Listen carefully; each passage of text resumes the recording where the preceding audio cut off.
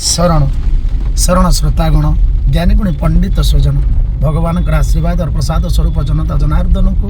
ये अधम दास अकिंचन गेरुआ पर कोटि कोटि दंडवत शरण आम प्रसारण माध्यम एतिकी प्रचेषा आमर जारी रहिबो गाँ आउ आम घर किपरि भाव मंदिर परी ये दुनिया बड़दाण्डे प्रचार हम प्रसार हम से प्रयास जे धीरे धीरे आम समस्ते भूली जाई ग्रामवासी निज गाँ निज मंदिर ग्राम देवी धीरे धीरे आम टाणी होचे बाहर को सहर को से प्रचेषा दिने ना दिने आम फेरी आसवा निज गाँ को जिते बाहर रुहतु आज्ञा जिते बड़े आपणकर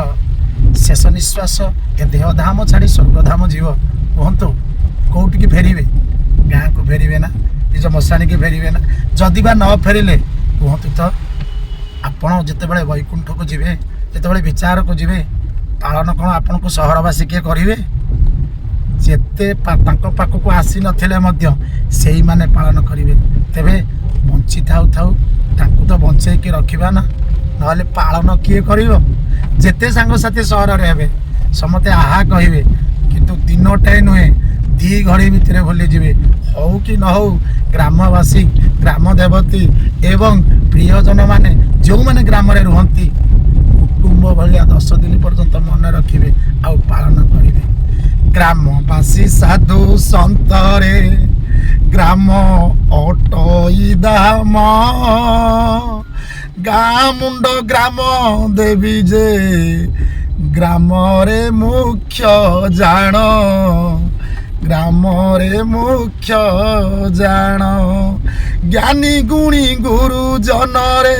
अटंती भगवान अतिथि अटंती देवरे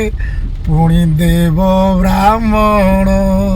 घर को करिबा सुंदर घर हेब मंदिर पूजा करुथिबा नीति रे ग्राम देवी सुंदर ग्राम देवी सुंदर।